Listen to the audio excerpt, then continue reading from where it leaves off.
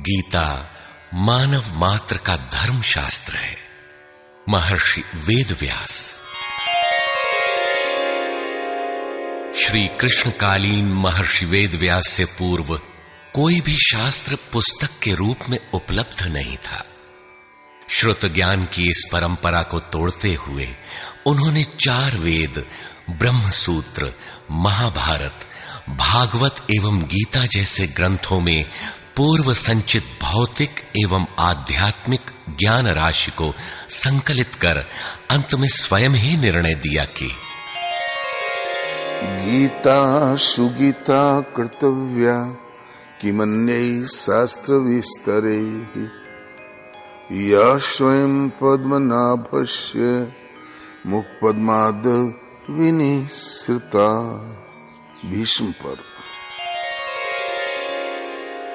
गीता भली प्रकार मनन करके हृदय में धारण करने योग्य है, जो पद्मनाभ भगवान के श्रीमुख से निःसृत वाणी है।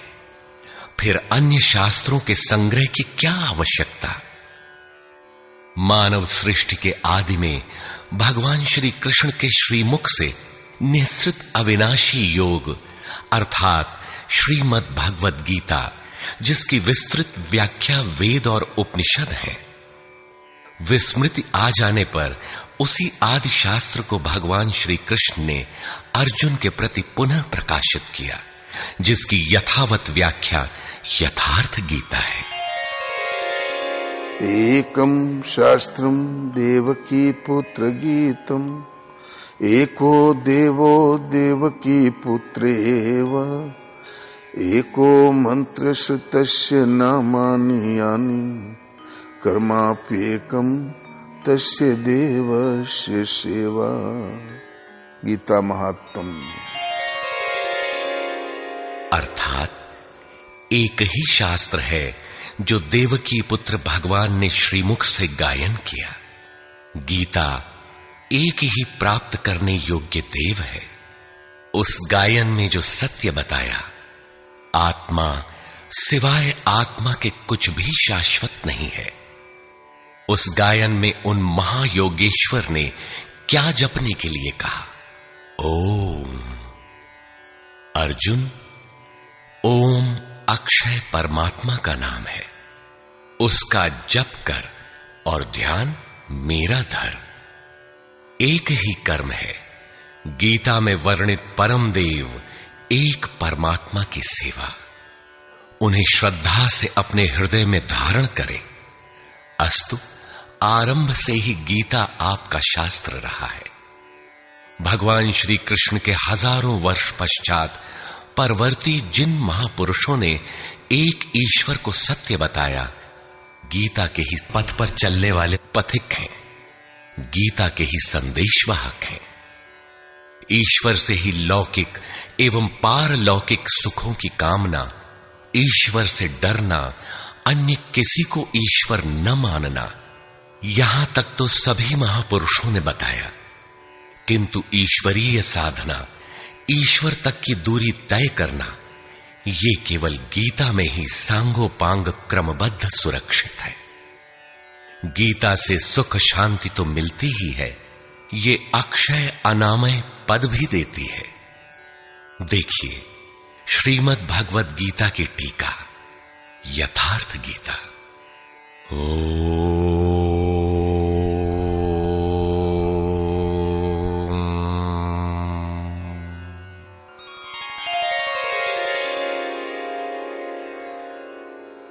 धर्म सिद्धांत 1। सभी प्रभु के पुत्र। ममैवांशो जीवलोके जीवभूतः सनातनः मनः षष्ठानीन्द्रियाणि प्रकृतिस्थानि कर्षति। सभी मानव ईश्वर की संतान है, मेरे विशुद्ध अंश हैं। मानव तन की सार्थकता। किम पुनर्ब्राह्मणा पुण्या भक्ता राजर्षयस्तथा अनित्यमसुखं लोकम् इमं प्राप्य भजस्व माम्। सुख रहित क्षण भंगुर किंतु दुर्लभ मानव तन को पाकर मेरा भजन कर, अर्थात भजन का अधिकार मनुष्य शरीरधारी को है। मनुष्य की केवल दो जाति, द्वौ भूत सर्गौ लोकेस्मिन् दैव आसुर एव च। दैवो विस्तरशः प्रोक्त आसुरं पार्थ मे शृणु। मनुष्य केवल दो प्रकार के हैं, देवता और असुर। जिसके हृदय में दैवी संपत्ति कार्य करती है वो देवता है, तथा जिसके हृदय में आसुरी संपत्ति कार्य करती है वो असुर है। तीसरी कोई अन्य जाति सृष्टि में नहीं है। हर कामना ईश्वर से सुलभ। त्रैविद्या मां सोमपाः पूतपापा यज्ञैरिष्ट्वा स्वर्गतिं प्रार्थयन्ते। ते पुण्यमासाद्य सुरेन्द्रलोकम् अश्नन्ति दिव्यान् दिवि देवभोगान्। मुझे भजकर लोग स्वर्ग तक की कामना करते हैं, मैं उन्हें देता हूं। अर्थात सब कुछ एक परमात्मा से सुलभ है। भगवान की शरण से पापों का नाश। अपि चेदसि पापेभ्यः सर्वेभ्यः पापकृत्तमः सर्वं ज्ञानप्लवेनैव वृजिनं सन्तरिष्यसि। संपूर्ण पापियों से अधिक पाप करने वाला भी ज्ञान रूपी नौका द्वारा निस्संदेह पार हो जाएगा। ज्ञान अध्यात्मज्ञान नित्यत्वम् तत्त्वज्ञानार्थदर्शनम् एतज्ज्ञानमिति प्रोक्तम् अज्ञानम यदतोऽन्यथा। आत्मा के आधिपत्य में आचरण, तत्व के अर्थ रूप मुझ परमात्मा का प्रत्यक्ष दर्शन ज्ञान है, और इसके अतिरिक्त जो कुछ भी है अज्ञान है। अतः ईश्वर की प्रत्यक्ष जानकारी ही ज्ञान है। भजन का अधिकार सबको। अपि चेत् सुदुराचारो भजते मामनन्यभाक् साधुरेव समन्तव्यः सम्यग् व्यवसितो हि सः। क्षिप्रं भवति धर्मात्मा शश्वच्छान्तिं निगच्छति कौन्तेय प्रतिजानीहि न मे भक्तः प्रणश्यति।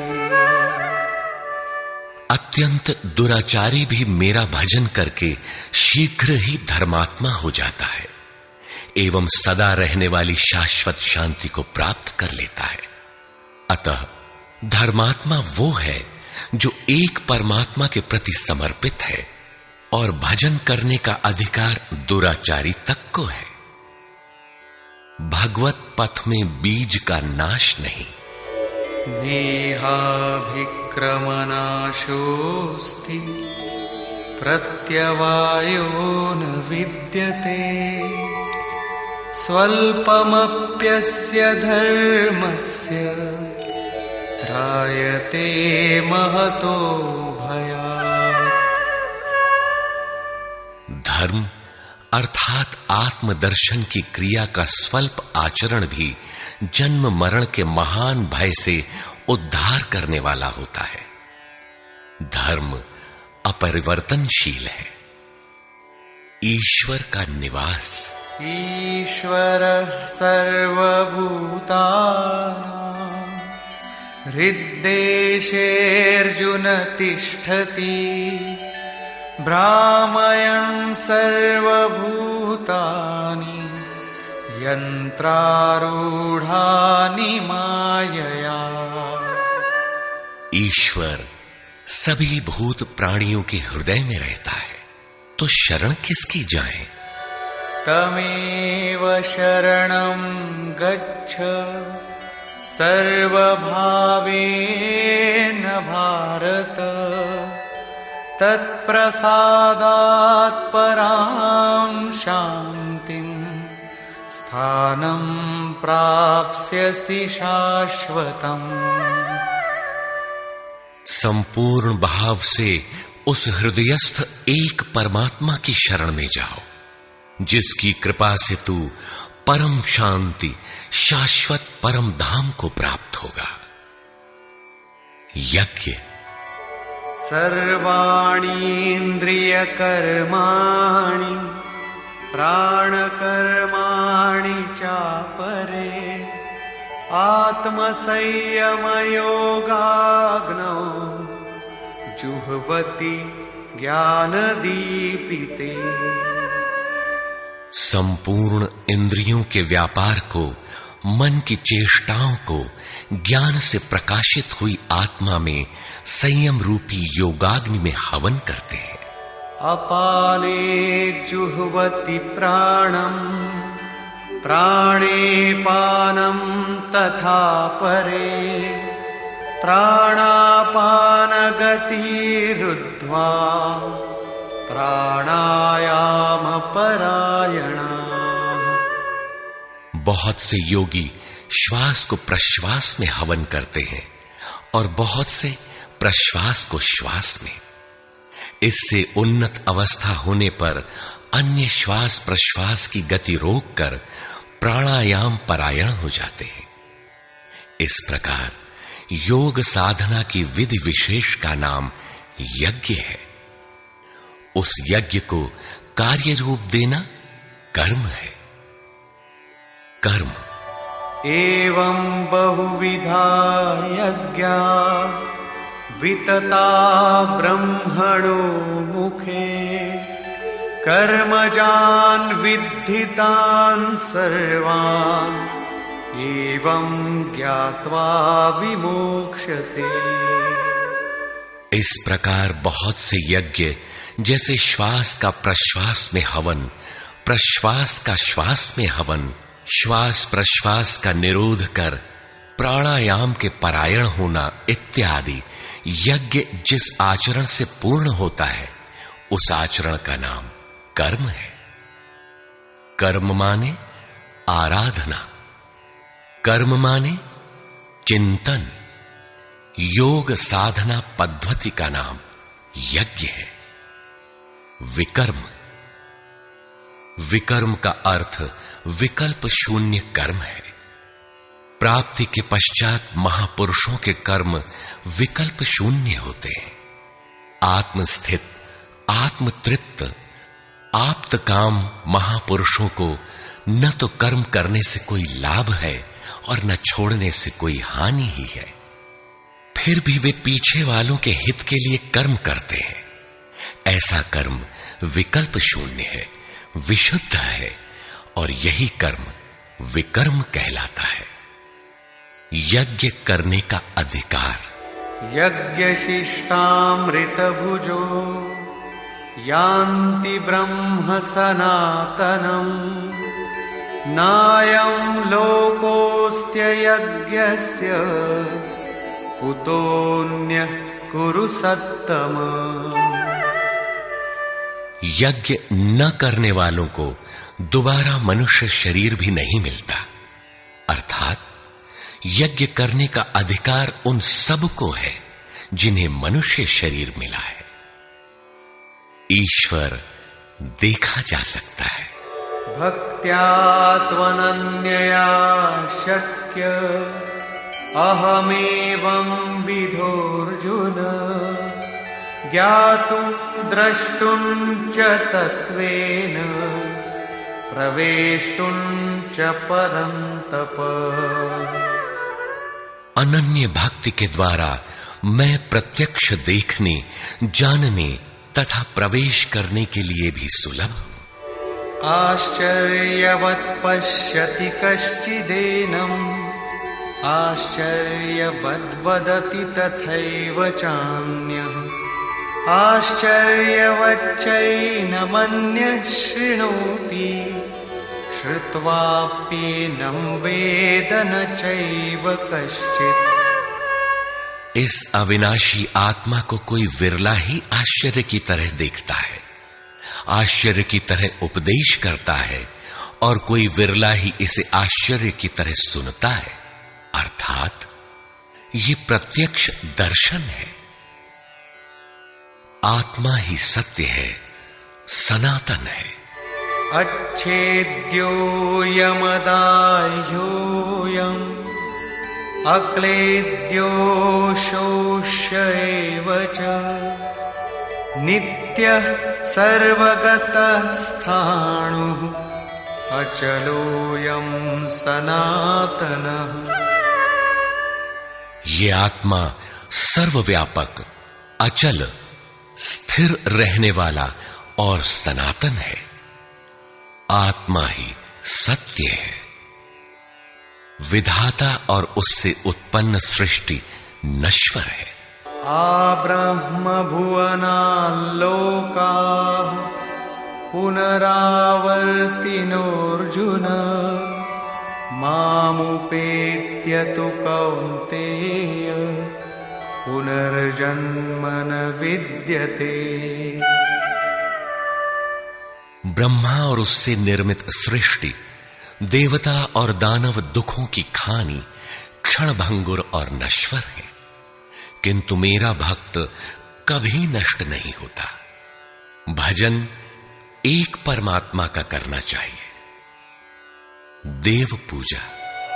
कामैस्तैस्तैर्हितज्ञानाः प्रपद्यन्तेऽन्यदेवताः, तन्तन्नियममास्थाय प्रकृत्या नियताः स्वया।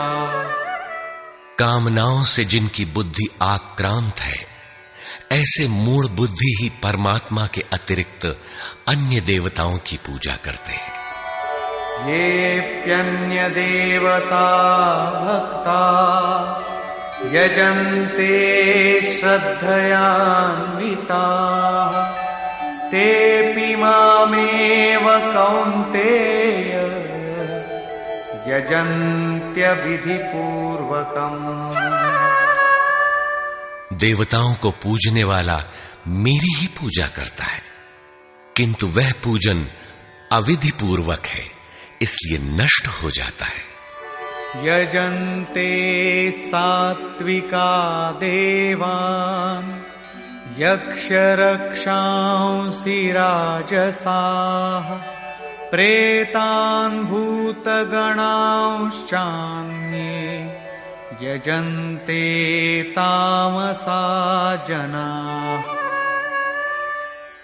अर्जुन, शास्त्र विधि को त्याग कर भजने वाले सात्विक श्रद्धा वाले देवताओं को, राजस पुरुष यक्ष राक्षसों को और तामस पुरुष भूत प्रेतों को पूजते हैं, किंतु कर्षयन्तः शरीरस्थं भूतग्राममचेतसः, मां चैवान्तः शरीरस्थम् तान् विद्यासुरनिश्चयान्। वे शरीर रूप से स्थित भूत समुदाय और अंतर्यामी रूप में स्थित मुझ परमात्मा को कृश करने वाले हैं। उनको तू असुर जान। अर्थात देवताओं को पूजने वाले भी आसुरी वृत्ति के अंतर्गत हैं। अधम।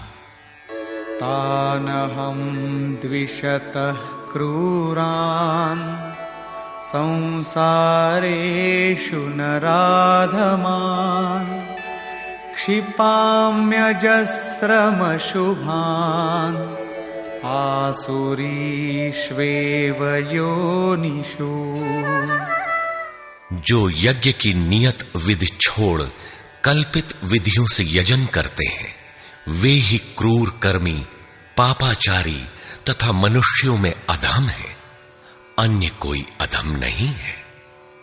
नियत विधि क्या है? ओमित्येकाक्षरं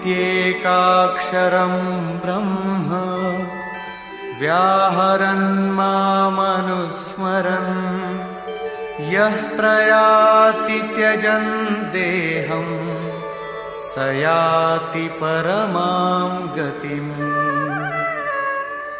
ओम, जो अक्षय ब्रह्म का परिचायक है, उसका जप तथा मुझ एक परमात्मा का स्मरण, तत्वदर्शी महापुरुष के संरक्षण में ध्यान। शास्त्र इति गुह्यतमं शास्त्रम् इदमुक्तं मया नघ एतद्बुद्ध्वा बुद्धिमान् स्यात् कृतकृत्यश्च भारत। इस प्रकार यह अति गोपनीय शास्त्र मेरे द्वारा कहा गया। इसे तत्व से जानकर मनुष्य पूर्ण ज्ञाता तथा कृतार्थ हो जाता है। अतः योगेश्वर श्री कृष्ण की यह वाणी स्वयं में पूर्ण शास्त्र है। तस्माच्छास्त्रं प्रमाणन्ते कार्याकार्यव्यवस्थितौ ज्ञात्वा शास्त्रविधानोक्तं कर्म कर्तुमिहार्हसि। कर्तव्य और अकर्तव्य के निर्धारण में शास्त्र ही प्रमाण है। अतः गीता में निर्धारित विधि से आचरण करें। धर्म सर्वधर्मान् परित्यज्य मामेकं शरणं व्रज अहं त्वा सर्वपापेभ्यो मोक्षयिष्यामि मा शुचः। धार्मिक उथल पुथल को छोड़ एकमात्र मेरी शरण हो जा, अर्थात एक भगवान के प्रति पूर्ण समर्पण ही धर्म का मूल है। उस प्रभु को पाने की नियत विधि का आचरण ही धर्माचरण है, और जो उसे करता है वो अत्यंत पापी भी शीघ्र धर्मात्मा हो जाता है। धर्म प्राप्त कहां से करें? ब्रह्मणो हि प्रतिष्ठाहम् अमृतस्याव्ययस्य च शाश्वतस्य च धर्मस्य सुखस्यैकान्तिकस्य च। उस अविनाशी ब्रह्म का, अमृत का, शाश्वत धर्म का और अखंड एक रस आनंद का मैं ही आश्रय हूं, अर्थात परमात्म स्थित सद्गुरु ही इन सब का आश्रय है।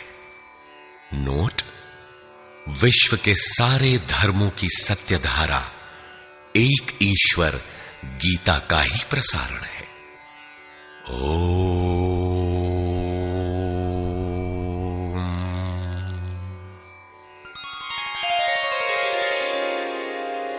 प्राक कथन। वस्तुतः गीता पर टीका लिखने की अब कोई आवश्यकता प्रतीत नहीं होती, क्योंकि इस पर सहस्त्रों टीकाएं लिखी जा चुकी हैं, जिनमें 50 तो केवल संस्कृत में ही है। गीता को लेकर 50 मत है, जबकि सबकी आधारशिला एकमात्र गीता है। योगेश्वर श्री कृष्ण ने तो कोई एक बात कही होगी, फिर यह मतभेद क्यों? वस्तुतः वक्ता एक ही बात कहता है, किंतु श्रोता यदि 10 बैठे हों तो तो 10 प्रकार के आशय ग्रहण करते हैं। व्यक्ति की बुद्धि पर तामसी, राजसी अथवा सात्विक गुणों का जितना प्रभाव है, उसी स्तर से उस वार्ता को पकड़ पाता है। इससे आगे वो समझ नहीं पाता। अतः मतभेद स्वाभाविक है। विभिन्न मतवादों से और कभी-कभी एक ही सिद्धांत को अलग अलग काल और भाषाओं में व्यक्त करने से साधारण मनुष्य संशय में पड़ जाता है। बहुत सी टीकाओं के बीच वह सत्य धारा भी प्रवाहित है, किंतु शुद्ध अर्थ वाली एक टीका हजारों टीकाओं के बीच रख दी जाए तो उनमें यह पहचानना कठिन हो जाता है कि यथार्थ कौन है। वर्तमान काल में गीता की बहुत सी टीकाएं हो गई हैं। सभी अपनी अपनी सत्यता का उद्घोष करती हैं, किंतु गीता के शुद्ध अर्थ से वे बहुत दूर हैं। निस्संदेह कुछ महापुरुषों ने सत्य का स्पर्श भी किया, किंतु कतिपय कारणों से वे उसे समाज के समक्ष प्रस्तुत न कर सके। श्री कृष्ण के आशय को हृदयंगम न कर पाने का मूल कारण है कि वे एक योगी थे। श्री कृष्ण जिस स्तर की बात करते हैं, क्रमशः चलकर उसी स्तर पर खड़ा होने वाला कोई महापुरुष ही अक्षरशः बता सकेगा कि श्री कृष्ण ने जिस समय गीता का उपदेश दिया था, उस समय उनके मनोगत भाव क्या थे। मनोगत समस्त भाव कहने में नहीं आते। कुछ तो कहने में आ पाते हैं, कुछ भाव भंगिमा से व्यक्त होते हैं, और शेष पर्याप्त क्रियात्मक हैं, जिन्हें कोई पथिक चलकर ही जान सकता है। जिस स्तर पर श्री कृष्ण थे, क्रमशः चलकर उसी अवस्था को प्राप्त महापुरुष ही जानता है कि गीता क्या कहती है। वह गीता की पंक्तियां ही नहीं दोहराता, बल्कि उनके भावों को भी दर्शा देता है, क्योंकि जो दृश्य श्री कृष्ण के सामने था, वही उस वर्तमान महापुरुष के समक्ष भी है। इसलिए वो देखता है, दिखा देगा, आप में जागृत भी कर देगा, उस पथ पर चला भी देगा। पूज्य श्री परमहंस जी महाराज भी उसी स्तर के महापुरुष थे। उनकी वाणी तथा अंतः प्रेरणा से मुझे गीता का जो अर्थ मिला, उसी का संकलन यथार्थ गीता है। इसमें मेरा अपना कुछ भी नहीं है। यह क्रियात्मक है। साधन अपनाने वाले प्रत्येक पुरुष को इसी परिधि से गुजरना होगा। जब तक वो इससे अलग है, तब तक स्पष्ट है कि वो साधन नहीं करता, किसी न किसी प्रकार की लकीर अवश्य पीटता है। अतः किसी महापुरुष की शरण ले। श्री कृष्ण ने किसी अन्य सत्य को नहीं बताया, बल्कि कहा, ऋषिभिर बहुधा गीतम। ऋषियों ने अनेकों बार जिसका गायन किया है, वही कहने जा रहा हूं। उन्होंने यह नहीं कहा कि उस ज्ञान को केवल मैं ही जानता हूं या मैं ही बताऊंगा, बल्कि कहा, किसी तत्वदर्शी के पास जाओ, निष्कपट भाव से सेवा करके उस ज्ञान को प्राप्त करो। श्री कृष्ण ने महापुरुषों द्वारा शोधित सत्य को ही उद्घाटित किया है। गीता सुबोध संस्कृत में है। यदि अन्वयार्थ ही लें तो गीता का अधिकांश आप स्वयं हृदयंगम कर सकेंगे, किंतु आप ज्यों का त्यों अर्थ नहीं लेते। उदाहरण के लिए श्री कृष्ण ने स्पष्ट कहा कि यज्ञ की प्रक्रिया ही कर्म है, फिर भी आप कहते हैं कि खेती करना कर्म है। यज्ञ को स्पष्ट करते हुए उन्होंने बताया कि यज्ञ में बहुत से योगी जन प्राण में अपान को हवन करते हैं, बहुत से अपान में प्राण को हवन करते हैं, बहुत से योगी प्राण अपान दोनों को रोककर प्राणायाम परायण हो जाते हैं, बहुत से योगी इंद्रियों की संपूर्ण प्रवृत्तियों को संयमाग्नि में हवन करते हैं, इस प्रकार श्वास प्रश्वास का चिंतन यज्ञ है। मन सहित इंद्रियों का संयम यज्ञ है। शास्त्रकार ने स्वयं यज्ञ बताया, फिर भी आप कहते हैं कि विष्णु के निमित्त स्वाहा बोलना, अग्नि में जौ तिल घी का हवन करना यज्ञ है। उन योगेश्वर ने ऐसा एक शब्द भी नहीं कहा। क्या कारण है कि आप समझ नहीं पाते?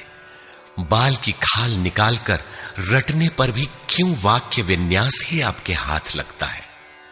आप अपने को यथार्थ जानकारी से शून्य ही क्यों पाते हैं?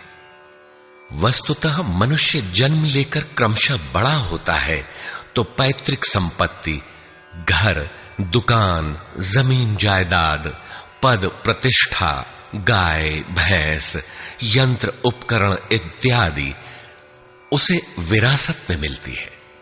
ठीक इसी प्रकार उसे कुछ रूढ़ियां, परंपराएं, पूजा पद्धतियां भी विरासत में मिल जाती हैं। 33 करोड़ देवी देवता तो भारत में बहुत पहले गिने गए थे। विश्व में उनके अनगिनत रूप हैं। शिशु ज्यों ज्यों बड़ा होता है, अपने माता पिता, भाई बहन, पास पड़ोस में इनकी पूजा देखता है। परिवार में प्रचलित पूजा पद्धतियों की अमिट छाप उसके मस्तिष्क पर पड़ जाती है। देवी की पूजा मिली तो जीवन भर देवी देवी रटता है। परिवार में भूत पूजा मिली तो भूत भूत रटता है। कोई शिव तो कोई कृष्ण तो कोई कुछ पकड़े ही रहता है। उन्हें वो छोड़ नहीं सकता। ऐसे भ्रांत पुरुष को गीता जैसा कल्याणकारी शास्त्र मिल भी जाए तो वो उसे नहीं समझ सकता। पैतृक संपदा को कदाचित वो छोड़ भी सकता है, किंतु इन रूढ़ियों और मजहबी पचड़ों को नहीं मिटा सकता। पैतृक संपत्ति को हटाकर आप हजारों मील दूर जा सकते हैं, किंतु दिल दिमाग में अंकित ये रूढ़िगत विचार वहां भी आपका पिंड नहीं छोड़ते। आप सिर काटकर अलग तो नहीं रख सकते। अतः आप यथार्थ शास्त्र को भी उन्हीं रूढ़ियों, रीति रिवाजों, मान्यताओं और पूजा पद्धतियों के अनुरूप ढाल कर देखना चाहते हैं। यदि उनके अनुरूप बात ढलती है, वार्ता का क्रम बैठता है, तो आप उसे सही मानते हैं, और नहीं ढलती तो गलत मानते हैं। इसीलिए आप गीता का रहस्य नहीं देख पाते। गीता का रहस्य रहस्य ही बनकर रह जाता है। इसके वास्तविक पारखी संत अथवा सद्गुरु हैं। वही बता सकते हैं कि गीता क्या कहती है। सब नहीं जान सकते। सबके लिए सुलभ उपाय यही है कि इसे किसी महापुरुष के सानिध्य में समझें, जिसके लिए श्री कृष्ण ने बल दिया है।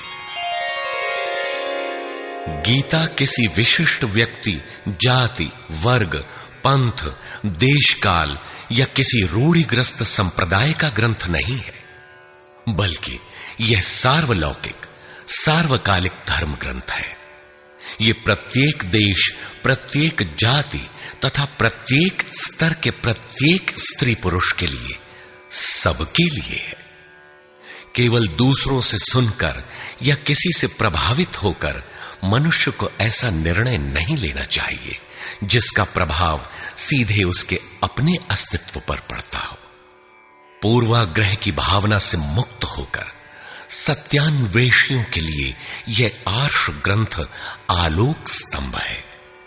हिंदुओं का आग्रह है कि वेद ही प्रमाण है। वेद का अर्थ है ज्ञान, परमात्मा की जानकारी। परमात्मा न संस्कृत में है न संहिताओं में। पुस्तक तो उसका संकेत मात्र है। वह वस्तुतः हृदय में जागृत होता है। विश्वामित्र चिंतन कर रहे थे।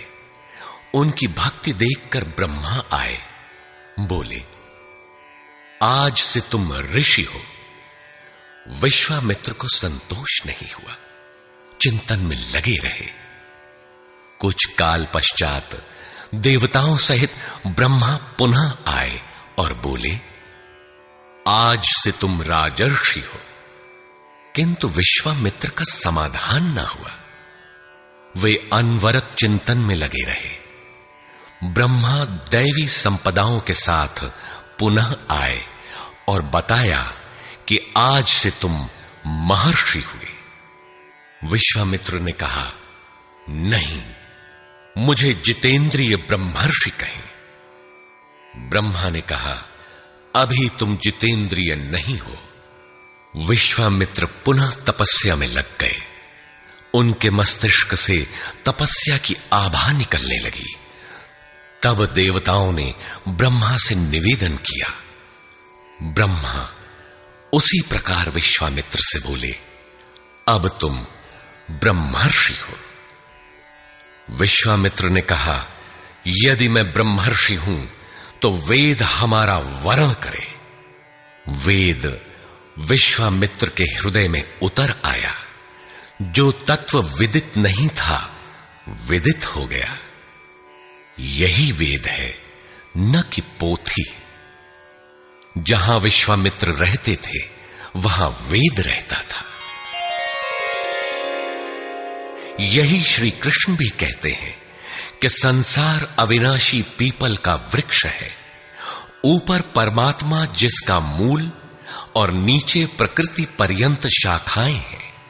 जो इस प्रकृति का अंत करके परमात्मा को विदित कर लेता है, वह वेदवित है। अर्जुन, मैं भी वेदवित हूं। अतः प्रकृति के प्रसार और अंत के साथ परमात्मा की अनुभूति का नाम वेद है। यह अनुभूति ईश्वर प्रदत्त है। इसलिए वेद को अपौरुषेय कहा जाता है। महापुरुष अपौरुषेय होते हैं। उनके माध्यम से परमात्मा ही बोलता है। वे परमात्मा के संदेश प्रसारक अर्थात ट्रांसमीटर हो जाते हैं। केवल शब्द ज्ञान के आधार पर उनकी वाणी में निहित यथार्थ को परखा नहीं जा सकता। उन्हें वही जान पाता है जिसने क्रियात्मक पथ से चलकर इस अपौरुषेय स्थिति को पाया हो, जिसका पुरुष अर्थात अहं परमात्मा में विलीन हो चुका हो। वस्तुतः वेद अपौरुषेय है, किंतु बोलने वाले 100-150 महापुरुष ही थे। उन्हीं की वाणी का संकलन वेद कहलाता है। किंतु जब शास्त्र लिखने में आ जाता है तो सामाजिक व्यवस्था के नियम भी उसके साथ लिख दिए जाते हैं। महापुरुष के नाम पर जनता उनका भी पालन करने लगती है, यद्यपि धर्म से उनका दूर का भी संबंध नहीं रहता। आधुनिक युग में मंत्रियों के आगे पीछे घूमकर साधारण नेता भी अधिकारियों से अपना काम करा लेते हैं, जबकि मंत्री ऐसे नेताओं को जानते भी नहीं। इसी प्रकार सामाजिक व्यवस्थाकार महापुरुष की ओट में जीने खाने की व्यवस्था भी ग्रंथों में लिपिबद्ध कर देते हैं। उनका सामाजिक उपयोग तत्सामयिक ही होता है। वेदों के संबंध में भी यही है। वेद के 2 भाग हैं, कर्मकांड और ज्ञान कांड। कर्मकांड समाज शास्त्र है, जैसे वास्तुशास्त्र, आयुर्वेद, धनुर्वेद, गंधर्व वेद इत्यादि। ज्ञान कांड उपनिषद है। उनका भी मूल योगेश्वर श्री कृष्ण की प्रथम वाणी गीता है। सारांशत गीता अपौरुषेय परमात्मा से समुद्भूत उपनिषद सुधा का सार सर्वस्व है। इसी प्रकार प्रत्येक महापुरुष जो परम तत्व को प्राप्त कर लेता है, स्वयं में धर्म ग्रंथ है। उसकी वाणी का संकलन विश्व में कहीं भी हो, शास्त्र कहलाता है। किंतु कतिपय धर्मावलंबियों का यह कथन है कि जितना कुरान में लिखा है उतना ही सच है। अब कुरान नहीं उतरेगा। ईसा मसीह पर विश्वास किए बिना स्वर्ग नहीं मिल सकता। वह ईश्वर का इकलौता बेटा था। अब ऐसा महापुरुष नहीं हो सकता। उनकी रूढ़िवादिता है। यदि उसी तत्व को साक्षात कर लिया जाए तो वही बात फिर होगी। गीता सार्वभौम है। धर्म के नाम पर प्रचलित विश्व के समस्त धर्म ग्रंथों में गीता का स्थान अद्वितीय है। यह स्वयं में धर्मशास्त्र ही नहीं बल्कि अन्य धर्म ग्रंथों में निहित सत्य का मानदंड भी है। गीता वह कसौटी है जिस पर प्रत्येक धर्म ग्रंथ में अनुस्यूत सत्य अनावृत हो उठता है। परस्पर विरोधी कथनों का समाधान निकल आता है। प्रत्येक धर्म ग्रंथ में संसार में जीने खाने की कला और कर्म कांडों का बाहुल्य है। जीवन को आकर्षक बनाने के लिए उन्हें करने तथा न करने के रोचक भयानक वर्णनों से धर्म ग्रंथ भरे पड़े हैं। कर्म कांडों की इसी परंपरा को जनता धर्म समझने लगती है। जीवन निर्वाह की कला के लिए निर्मित पूजा पद्धतियों में देश काल और परिस्थितियों के अनुसार परिवर्तन स्वाभाविक है। धर्म के नाम पर समाज में कलह का यही एकमात्र कारण है। गीता इन क्षणिक व्यवस्थाओं से ऊपर उठकर आत्मिक पूर्णता में प्रतिष्ठित करने का क्रियात्मक अनुशीलन है, जिसका एक भी श्लोक भौतिक जीवन यापन के लिए नहीं है। इसका प्रत्येक श्लोक आपसे आंतरिक युद्ध आराधना की मांग करता है। तथाकथित धर्म ग्रंथों की भांति यह आपको स्वर्ग या नरक के द्वंद्व में फंसाकर नहीं छोड़ता, बल्कि उस अमरत्व की उपलब्धि कराता है जिसके पीछे जन्म मृत्यु का बंधन नहीं रह जाता। प्रत्येक महापुरुष की अपनी शैली और कुछ अपने विशिष्ट शब्द होते हैं। योगेश्वर श्री कृष्ण ने भी गीता में कर्म, यज्ञ, वर्ण संकर, युद्ध, क्षेत्र, ज्ञान इत्यादि शब्दों पर बार बार बल दिया है। इन शब्दों का अपना आशय है और पुनरावृत्ति में भी इनका अपना सौंदर्य है।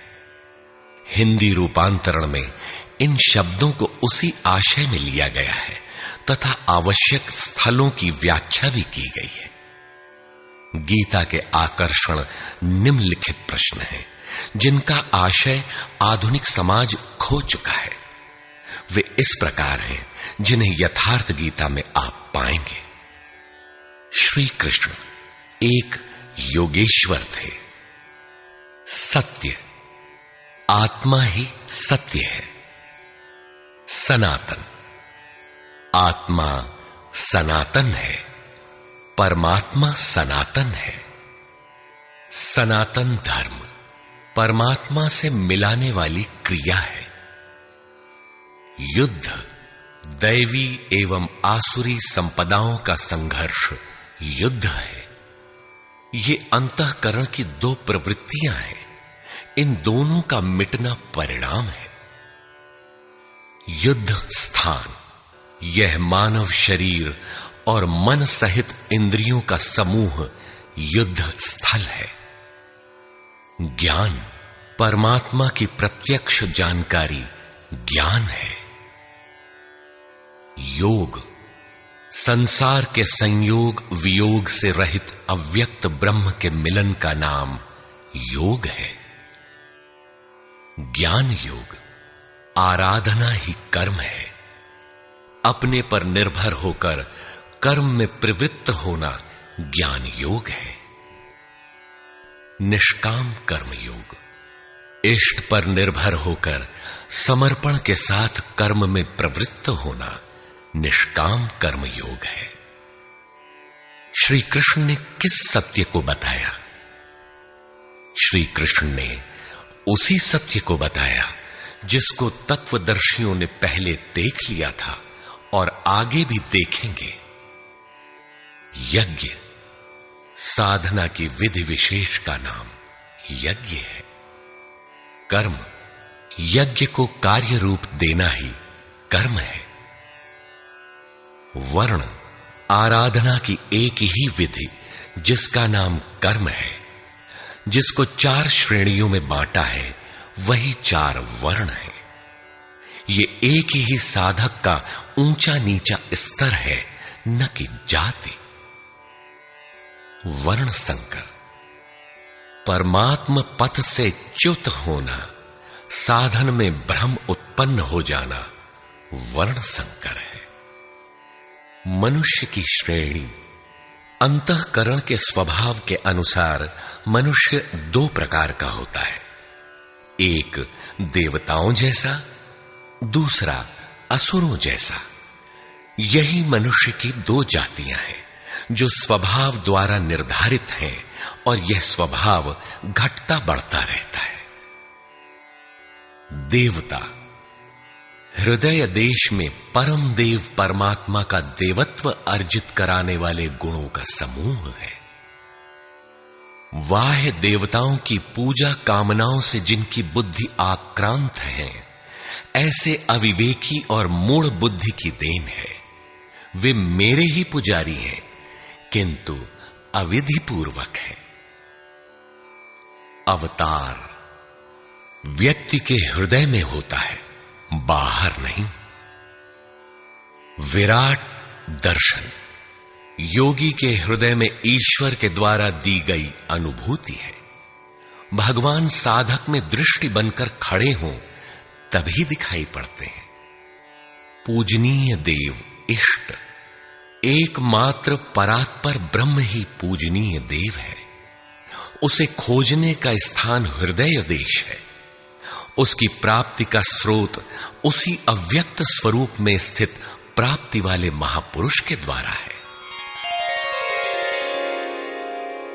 अब इनमें से योगेश्वर श्री कृष्ण का स्वरूप समझने के लिए अध्याय 3 तक आपको पढ़ना होगा, और अध्याय 13 तक आप स्पष्ट समझने लगेंगे कि श्री कृष्ण योगी थे। अध्याय 2 से ही सत्य निखर जाएगा। सनातन और सत्य एक दूसरे के पूरक हैं। ये अध्याय 2 से ही स्पष्ट होगा, वैसे पूर्ति पर्यंत चलेगा। युद्ध अध्याय 4 तक स्पष्ट होने लगेगा। 11 तक संशय निर्मूल हो जाएगा। वैसे अध्याय 16 तक देखना चाहिए। युद्ध स्थल के लिए अध्याय 13 बार बार देखें। ज्ञान अध्याय 4 से स्पष्ट होगा तथा अध्याय 13 में भली प्रकार समझ में आएगा कि प्रत्यक्ष दर्शन का नाम ज्ञान है। योग अध्याय 6 तक आप समझ सकेंगे। वैसे पूर्ति पर्यंत योग के विभिन्न अंशों की परिभाषा है। ज्ञान योग अध्याय 3 से 6 तक स्पष्ट हो जाएगा। आगे देखने की कोई विशेष आवश्यकता नहीं है। निष्काम कर्म योग अध्याय 2 से आरंभ होकर पूर्ति पर्यंत है। यज्ञ आप अध्याय 3 से 4 तक पढ़ें, स्पष्ट हो जाएगा। कर्म का नाम अध्याय 2/39 में प्रथम बार लिया गया है। इसी श्लोक से अध्याय 4 तक पढ़ लें तो स्पष्ट हो जाएगा कि कर्म का अर्थ आराधना भजन क्यों है। अध्याय 16 और 17 यह विचार स्थिर कर देता है कि यही सत्य है। वर्ण संकर अध्याय 3 में और अवतार अध्याय 4 में स्पष्ट हो जाएगा। वर्ण व्यवस्था के लिए अध्याय 18 देखना होगा। वैसे संकेत अध्याय 3 और 4 में भी है। मनुष्य की देवासुर जातियों के लिए अध्याय 16 द्रष्टव्य है। विराट दर्शन अध्याय 10 से 11 तक स्पष्ट हो गया है। अध्याय 7, 9 और 15 में भी इस पर प्रकाश डाला गया है। अध्याय 7, 9 और 17 में बाह्य देवताओं की अस्तित्वहीनता स्पष्ट हो जाती है। परमात्मा के पूजन की स्थली हृदय देश ही है, जिसमें ध्यान, श्वास प्रश्वास के चिंतन इत्यादि की क्रियाएं जो एकांत में बैठकर की जाती हैं। अध्याय 3, 4, 6 और 18 में स्पष्ट है। बहुत सोचने विचारने से क्या प्रयोजन है? यदि अध्याय 6 तक ही अध्ययन कर लें तो भी यथार्थ गीता का मूल आशय आपकी समझ में आ जाएगा। गीता जीविका संग्राम का साधन नहीं, अपितु जीवन संग्राम में शाश्वत विजय का क्रियात्मक प्रशिक्षण है। इसलिए युद्ध ग्रंथ है जो वास्तविक विजय दिलाता है, किंतु गीतोक्त युद्ध तलवार, धनुष, वाण, गदा और फरसे से लड़ा जाने वाला सांसारिक युद्ध नहीं है और न इन युद्धों में शाश्वत विजय निहित है। ये सत प्रवृत्तियों का संघर्ष है जिनके रूपकात्मक वर्णन की परंपरा रही है। वेद में इंद्र और वृत्र, विद्या और अविद्या, पुराणों में देवासुर संग्राम, महाकाव्यों में राम और रावण, कौरव एवं पांडवों के संघर्ष को ही गीता में धर्म क्षेत्र और कुरुक्षेत्र, दैवी संपद एवं आसुरी संपद, सजातीय एवं विजातीय, सद्गुण एवं दुर्गुणों का संघर्ष कहा गया है। यह संघर्ष जहां होता है वह स्थान कहां है? गीता का धर्म क्षेत्र और कुरुक्षेत्र भारत का कोई भूखंड नहीं, बल्कि स्वयं गीताकार के शब्दों में इदं शरीरम कौन्तेय क्षेत्रमित्यभिधीयते। कौन्तेय, यह शरीर ही एक क्षेत्र है जिसमें बोया हुआ भला और बुरा बीज संस्कार रूप से सदैव उगता है। 10 इंद्रियां, मन, बुद्धि, चित्त, अहंकार, 5 विकार और 3 गुणों का विकार इस क्षेत्र का विस्तार है। प्रकृति से उत्पन्न इन 3 गुणों से विवश होकर मनुष्य को कर्म करना पड़ता है। वह क्षण मात्र भी कर्म किए बिना नहीं रह सकता। पुनरपि जननम पुनरपि मरणम पुनरपि जननी जठरे शयनम। जन्म जन्मांतरों से करते ही तो बीत रहा है, यही कुरुक्षेत्र है। सद्गुरु के माध्यम से साधना के सही दौर में पढ़कर साधक जब परम धर्म परमात्मा की ओर अग्रसर होता है, तब यह क्षेत्र धर्म क्षेत्र बन जाता है। यह शरीर ही क्षेत्र है। इसी शरीर के अंतराल में अंतःकरण की 2 प्रवृत्तियां पुरातन हैं, दैवी संपद और आसुरी संपद। दैवी संपद में हैं पुण्य रूपी पांडु और कर्तव्य रूपी कुंती। पुण्य जागृत होने से पहले मनुष्य जो कुछ भी कर्तव्य समझकर करता है, अपनी समझ से वह कर्तव्य ही करता है, किंतु उससे कर्तव्य होता नहीं, क्योंकि पुण्य के बिना कर्तव्य को समझा ही नहीं जा सकता। कुंती ने पांडु से संबंध होने से पूर्व जो कुछ भी अर्जित किया वह था कर्ण। आजीवन कुंती के पुत्रों से लड़ता रह गया। पांडवों का दुर्धर्ष शत्रु यदि कोई था तो वह था कर्ण। विजातीय कर्म ही कर्ण है जो बंधनकारी है, जिससे परंपरागत रूढ़ियों का चित्रण होता है। पूजा पद्धतियां पिंड नहीं छोड़ती। पुण्य जागृत होने पर धर्म रूपी युधिष्ठिर, अनुराग रूपी अर्जुन, भाव रूपी भीम, नियम रूपी नकुल, सत्संग रूपी सहदेव, सात्विकता रूपी सात्यकी, काया में सामर्थ्य रूपी काशीराज, कर्तव्य के द्वारा भव पर विजय कुंती भोज इत्यादि इष्टोन्मुखी मानसिक प्रवृत्तियों का उत्कर्ष होता है, जिनकी गणना 7 अक्षौहिणी है। अक्ष दृष्टि को कहते हैं। सत्यमयी दृष्टिकोण से जिसका गठन है वह है दैवी संपद। परम धर्म परमात्मा तक की दूरी तय कराने वाली ये 7 सीढ़ियां, 7 भूमिकाएं हैं, न कि कोई गणना विशेष। वस्तुतः ये प्रवृत्तियां अनंत हैं। दूसरी ओर है कुरुक्षेत्र, जिसमें 10 इंद्रियां और 1 मन 11 अक्षौहिणी सेना है। मन सहित इंद्रियमयी दृष्टिकोण से जिसका गठन है वह है आसुरी संपद, जिसमें है अज्ञान रूपी धृतराष्ट्र, जो सत्य को जानते हुए भी अंधा बना रहता है। उसकी सहचारिणी है गांधारी, इंद्रिय आधार वाली प्रवृत्ति। इनके साथ हैं मोह रूपी दुर्योधन, दुर्बुद्धि रूपी दुःशासन, विजातीय कर्म रूपी कर्ण, भ्रम रूपी भीष्म, द्वैत के आचरण रूपी द्रोणाचार्य, आसक्ति रूपी अश्वत्थामा, विकल्प रूपी विकर्ण, अधूरी साधना में कृपा के आचरण रूपी कृपाचार्य, और इन सब के बीच जीव रूपी विदुर है, जो रहता है अज्ञान में, किंतु दृष्टि सदैव पांडवों पर है। पुण्य से प्रवाहित प्रवृत्ति पर है, क्योंकि आत्मा परमात्मा का शुद्ध अंश है। इस प्रकार आसुरी संपद भी अनंत है। क्षेत्र एक ही है, यह शरीर, इसमें लड़ने वाली प्रवृत्तियां 2 हैं। एक प्रकृति में विश्वास दिलाती है, नीच अधम योनियों का कारण बनती है, तो दूसरी परम पुरुष परमात्मा में विश्वास और प्रवेश दिलाती है। तत्वदर्शी महापुरुष के संरक्षण में क्रमशः साधन करने पर दैवी संपत्ति का उत्कर्ष और आसुरी संपत्ति का सर्वथा शमन हो जाता है। जब कोई विकार ही नहीं रहा, मन का सर्वथा निरोध और निरुद्ध मन का भी विलय हो जाता है, तो दैवी संपत्ति की आवश्यकता समाप्त हो जाती है।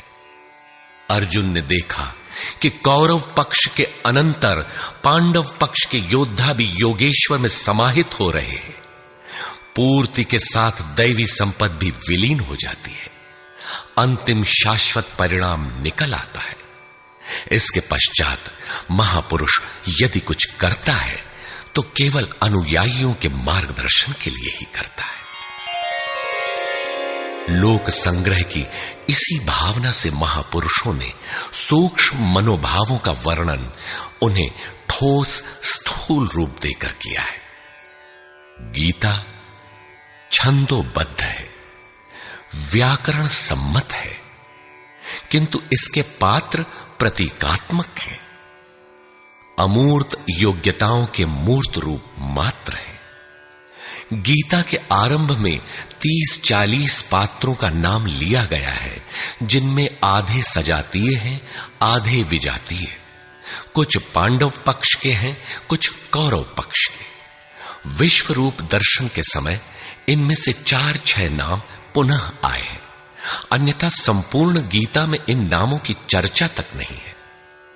एकमात्र अर्जुन ही ऐसा पात्र है जो आरंभ से अंत तक योगेश्वर के समक्ष है। वह अर्जुन भी केवल योग्यता का प्रतीक है, न कि व्यक्ति विशेष।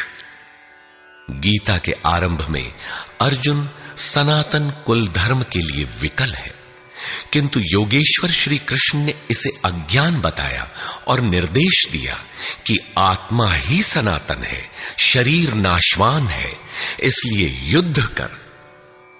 इस आदेश से यह स्पष्ट नहीं होता कि अर्जुन कौरवों को ही मारे। पांडव पक्ष के भी शरीरधारी ही तो थे, दोनों ओर संबंधी ही तो थे। संस्कारों पर आधारित शरीर क्या तलवार से काटने पर समाप्त हो सकेगा? जब शरीर नाशवान है, जिसका अस्तित्व है ही नहीं, तो अर्जुन कौन था? श्री कृष्ण किसकी रक्षा में खड़े थे? क्या किसी शरीरधारी की रक्षा में खड़े थे? श्री कृष्ण ने कहा, जो शरीर के लिए परिश्रम करता है वह पापायु मूढ़ बुद्धि पुरुष व्यर्थ ही जीता है। यदि श्री कृष्ण किसी शरीरधारी की रक्षा में खड़े हैं, तब तो वे भी मूढ़ बुद्धि हैं, व्यर्थ ही जीने वाले हैं। वस्तुतः अनुराग ही अर्जुन है। अनुरागी के लिए महापुरुष सदैव खड़े हैं। अर्जुन शिष्य था और श्री कृष्ण एक सद्गुरु थे। विनयावनत होकर उसने कहा, धर्म के मार्ग में मोहित चित्त मैं आपसे पूछता हूं, जो श्रेय अर्थात परम कल्याणकारी हो वह उपदेश मेरे प्रति कहिए। अर्जुन श्रेय चाहता था, प्रेय अर्थात भौतिक पदार्थ नहीं। केवल कहिए ही नहीं, साधिए, संभालिए। मैं आपका शिष्य हूं, आपकी शरण में हूं। इसी प्रकार गीता में स्थान स्थान पर स्पष्ट है कि अर्जुन आर्त अधिकारी है और योगेश्वर श्री कृष्ण एक सद्गुरु हैं। वे सद्गुरु अनुरागी के साथ सदैव रहते हैं, उनका मार्गदर्शन करते हैं। जब भावुकतावश कोई व्यक्ति पूज्य महाराज जी के पास रहने का आग्रह करने लगता है, तब वे कहा करते थे, जाओ, शरीर से कहीं रहो, मन से मेरे पास आते रहो। प्रातः सायं राम शिव ओम किसी 1, 2, 2.5 अक्षर के नाम का जाप करो और मेरे स्वरूप का हृदय में ध्यान धरो। 1 मिनट भी स्वरूप पकड़ लोगे तो जिसका नाम भजन है वो मैं तुम्हें दूंगा। इससे अधिक पकड़ने लगोगे तो हृदय से रथी बनकर सदैव तुम्हारे साथ रहूंगा।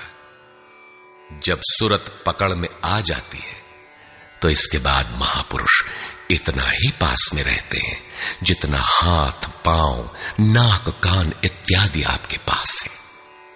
आप हजारों किलोमीटर दूर क्यों ना हो, वह सदैव समीप है। मन में विचारों के उठने से भी पहले वे मार्गदर्शन करने लग जाते हैं। अनुरागी के हृदय में वह महापुरुष सदैव आत्मा से अभिन्न होकर जागृत रहते हैं। अर्जुन अनुराग का प्रतीक है। गीता के 11वें अध्याय में योगेश्वर श्री कृष्ण का ऐश्वर्य देखने पर अर्जुन अपनी क्षुद्र त्रुटियों के लिए क्षमा याचना करने लगा। श्री कृष्ण ने क्षमा किया और याचना के अनुरूप सौम्य स्वरूप में आकर कहा, अर्जुन, मेरे स्वरूप को न पहले किसी ने देखा है और न भविष्य में कोई देख सकेगा। तब तो गीता हम लोगों के लिए व्यर्थ है, क्योंकि उस दर्शन की योग्यताएं अर्जुन तक सीमित रह गईं। जबकि उसी समय संजय देख रहा था, पहले भी उन्होंने कहा, बहुत से योगी जन ज्ञान रूपी तप से पवित्र होकर मेरे साक्षात स्वरूप को प्राप्त कर चुके हैं। अंततः वे महापुरुष कहना क्या चाहते हैं? वस्तुतः अनुराग ही अर्जुन है, जो आपके हृदय की भावना विशेष है। अनुराग विहीन पुरुष न कभी पूर्व में देख सका है और न ही अनुराग विहीन पुरुष भविष्य में कभी देख सकेगा। मिले ही न रघुपति बिनु अनुरागा, किए जोग तब ज्ञान बिरागा। अतः अर्जुन एक प्रतीक है। यदि प्रतीक नहीं है तो गीता का पीछा छोड़ दें। गीता आपके लिए नहीं है, क्योंकि उस दर्शन की योग्यता अर्जुन तक ही सीमित रह गई। अध्याय के अंत में योगेश्वर निर्णय देते हैं, अर्जुन, अनन्य भक्ति और श्रद्धा द्वारा मैं इस प्रकार प्रत्यक्ष देखने के लिए, अर्थात जैसा तूने देखा, तत्व से स्पष्ट जानने के लिए और प्रवेश करने के लिए भी सुलभ हूं। अनन्य भक्ति अनुराग का ही दूसरा रूप है और यही अर्जुन का स्वरूप भी है। अर्जुन पथिक का प्रतीक है। इस प्रकार गीता के पात्र प्रतीकात्मक हैं, यथा स्थान उनका संकेत है। रहे हो कोई ऐतिहासिक श्री कृष्ण और अर्जुन, निश्चय ही हुआ हो कोई विश्व युद्ध, किंतु गीता में भौतिक युद्ध का चित्रण कदापि नहीं है। उस ऐतिहासिक युद्ध के मुहाने पर घबराया तो था अर्जुन, न कि सेना। सेना तो लड़ने को तैयार खड़ी थी।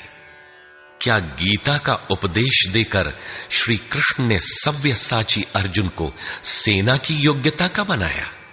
वस्तुतः साधन लिखने में नहीं आता, सब कुछ पढ़ लेने के बाद भी चलना शेष ही रहता है। यही प्रेरणा यथार्थ गीता है।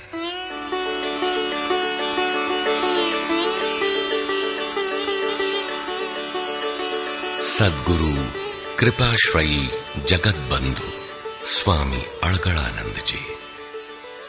श्री गुरु पूर्णिमा 24 जुलाई 1983 ईस्वी।